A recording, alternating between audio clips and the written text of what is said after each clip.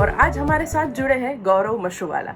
और आज हम शुरू करने जा रहे हैं एक खास सीरीज जिसमें हम आपको आपके रुपये और निवेश से जुड़ी कुछ ऐसी बातें बताएंगे जो आपको हर वक्त पर काम आएगी। आज का हमारा टॉपिक है माई जीडीपी। तो ज्यादा वार्तालाप न करते सीधे मुद्दे पर आते हैं। गौरव जी, सबसे पहले आपका स्वागत है। हम आपको पूछना चाहेंगे कि हमने देश की जीडीपी के बारे में तो काफी सुना है, पर हमारी जीडीपी वो क्या होती है?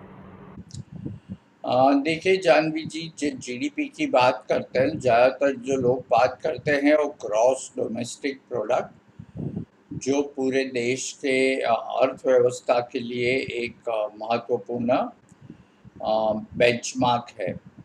लेकिन वो एक आम आदमी या एक कॉमन मैन के कंट्रोल में नहीं है।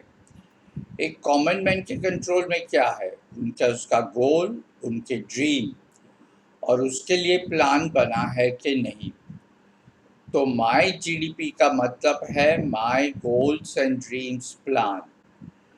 मेरी जो जिम्मेदारियां हैं, मेरी ख्वाहिशें हैं, वो क्या क्या है, और अगर हमें वो सिद्ध करनी है, वो अचीव करनी है, तो किस तरह से प्लान करें, वो बन गया माई जीडीपी।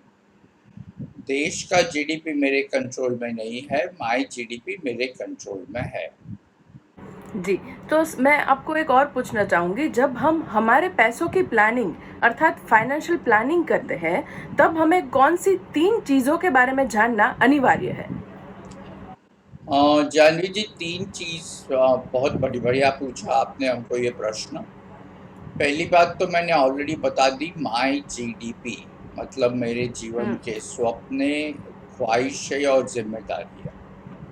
हुँ, दूसरी इम्पोर्टेंट चीज़ है मेरा फाइनेंशियल मेनू कार्ड, मेरा बजट। मेरी आमदनी कहाँ से होती है, मेरे खर्च कहाँ पे जाते हैं, मेरे पैसे कहाँ पे जाते हैं, उसका हिसाब किताब फैमिली बजट भी कह सकते हैं।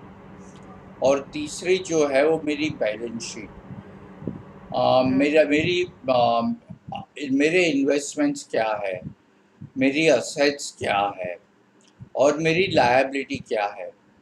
अगर सरल भाषाएं बात करें तो वो कौन सी चीज़ है जिसका मैं मालिक हूँ, यानी कि मेरी असेट्स, और वो कौन सी चीज़ें हैं जिसका मुझे भुगतान करना है, मेरी लायबिलिटीज़। जैसे कि अगर होम लोन हो, पर्सनल लोन हो, कार लोन हो, वो सब लायबिलिटी हो गई। क्रेडिट कार्ड का बिल हो तो लायबिलिटी हो गई। मेरी असेट्स में जैसे कि मेरा घर है, हालांकि उसके भी अलग अलग प्रकार है। मैंने कई म्यूचुअल फंड में निवेश किया है, कोई बैंक फिक्स डिपॉजिट है, पीपीएफ है, बैंक अकाउंट में है, तो वो पैसे जो है, तो बहुत सारी चीज़ें होती है, उसकी विस्तृत से बातचीत फिर कभी करेंगे। तो ये तीसरी चीज़ मतलब मेरे जी, फाइनेंशियल गोल्स, मेरा बजट और मेरे balance sheet, assets and liabilities. जी। आपने गोल्स की बात की, उसके ऊपर ही मैं आपको एक और चीज़ पूछना चाहूँगी। वैसे तो हम काफ़ी चीज़ों के बारे में जानकारी रखते हैं, पर खुद की फाइनेंशियल रिस्पॉन्सिबिलिटी की जानकारी होना क्यों आवश्यक है? देखिए समझिए, हमें कहीं जाना है। अगर हमें हुँ, बम्बई से लेके कलकत्ता तक जाना है और ट्रेन में जाना है, और हमें ये पता नहीं, मैंने कोलकाता का उदाहरण दे दिया, लेकिन समझिए मैं ट्रेन में बैठ गया जो बम्बई से कलकत्ता जाती है, मुझे पता नहीं मुझे कहाँ जाना है। तो हर एक स्टेशन पे मुझे ये होगा कि यहाँ पे मैं उतर जाऊँ या आगे जाऊँ, क्योंकि हर एक स्टेशन पे लोग आएंगे, लोग जाएंगे। लेकिन अगर मुझे पता है कि मुझे, उदाहरण से ले लीजिए, जलगांव या भूसावल जाना है, तो जब तक जलगांव और भूसावल नहीं आता, मुझे मेरे मन में कोई फिक्र नहीं रहेगी। और जब मेरा वो स्टेशन आ गया तो मैं उतर जाऊंगा, फिर ट्रेन आगे भी जाए तो मुझे कोई दिक्कत नहीं है।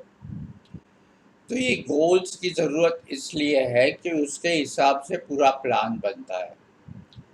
मैं कहाँ निवेश करूँ, किस तरह करूँ, मुझे किस प्रकार का इंश्योरेंस चाहिए, कितना इमरजेंसी फंड रखना है, किस प्रकार से रिटायरमेंट प्लानिंग करूँ, ये सभी चीज़ें डिपेंडेंट है मुझे कहाँ जाना है।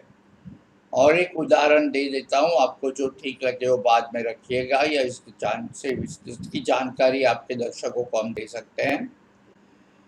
अगर हम रिक्शा या टैक्सी में बैठते हैं तो पहला प्रश्न क्या पूछता है, साहब कहाँ जाना है आपको? अगर हमने ये कह दिया कि पता नहीं है तो क्या करेगा? या तो हमें रिक्शा या टैक्सी से नीचे उतार निकाल देगा, या वो हमें बहुत घुमाएगा जो इसका उनका गोल है। तो ये बात हमेशा ध्यान रखनी ज़रूरी है कि people who don't work for their goals works for somebody else's goals. इसलिए ये बहुत ही ज़रूरी है कि हम हमारे गोल्स तय करें और उसके हिसाब से हमारा प्लान बनाएं। जी सर, ये प्लानिंग के बारे में आपको एक और चीज़ पूछना चाहूँगी। आजकल जो है अभी आजकल के ज़माने में कपल्स में लड़का और लड़की दोनों खुद के फाइनेंस में इंडिपेंडेंट होते हैं। तो एक कपल के लिए साथ मिलकर अपना फाइनेंशियल प्लानिंग करना और अपने गोल सेट करना कितना आवश्यक है? देखिए जानवी जी, हमारी शास्त्रों के हिसाब से 4 प्रकार की संपत्ति है: शारीरिक, सामाजिक, मानसिक और आर्थिक। पति पत्नी को अगर जॉइंटली इंडिपेंडेंट बनना है तो एक दूसरे पे इंटरडिपेंडेंट रहेंगी और फिर जॉइंट इंडिपेंडेंस आएगी। सिर्फ आर्थिक नज़रिए से, यानी कि फाइनेंस के नज़रिए से अगर हम इंडिपेंडेंट है भी, तो भी सही मायने में ये इंडिपेंडेंस नहीं रहेगी। थोड़े बहुत समझते हैं, इसके बारे में विस्तृत में बात करूँगा। इमोशन की बात करें तो जब भी हमारे कभी कभी मायूसी होती है, कभी खुशी होती है, तो हमारे सबसे अच्छे दोस्त और सबसे करीबी दोस्त हमारे पति पत्नी होते हैं। तो हमारी भावनाओं के लिए तो पति पत्नी एक दूसरे पे डिपेंडेंट है, इंटरडिपेंडेंट है। अगर सामाजिक संपत्ति की बात करें तो कहीं पूजा में बैठना है, कहीं पार्टी में चले गए या कहीं भी समाज में गए, तो वो दोनों साथ में होते हैं। इसलिए सधर्मचारिणी की एक प्रकार की व्याख्या हमारे शास्त्रों में दी है। और एक पुरुष और स्त्री की जो शारीरिक ज़रूरत है, सेंशुअल प्लेजर, उसमें भी वो दोनों की ज़रूरत है। तो अगर शारीरिक, सामाजिक और मानसिक, वो दोनों पे अगर वो दोनों इंटरडिपेंडेंट है और जॉइंटली इंडिपेंडेंट है, तो यही एप्लीकेबल होगा फाइनेंस में भी। They are interdependent on each other and jointly independent. थोड़ी बात अगर विस्तृत में करते हैं तो जो जिम्मेदारियां हैं लग्न जीवन की, वो तो साथ में ही निभानी है। बच्चों की पढ़ाई, बच्चों की शादी, बुढ़ापा, तो उस वक्त तो तेरा पैसा मेरा पैसा नहीं कर सकते। तो ये फाइनेंस में भी इंटरडिपेंडेंस तो है ही है। तो फिर ऐसा कैसे हो गया कि तेरा पैसा मेरा पैसा? उसमें कहीं पे अहंकार आ जाता है, कहीं पे लाचारी आ जाती है। इसलिए मैं हमेशा कहता हूँ, पति पत्नी एक दूसरे के इंटरडिपेंडेंट है और जॉइंटली इंडिपेंडेंट। जी सर, तो थैंक यू सो मच ये सारी जानकारी देने के लिए। हमारे दर्शकों को हम बता दें कि अगले हफ्ते भी हम एक नया इंटरेस्टिंग टॉपिक लेके आ रहे हैं। Thank you.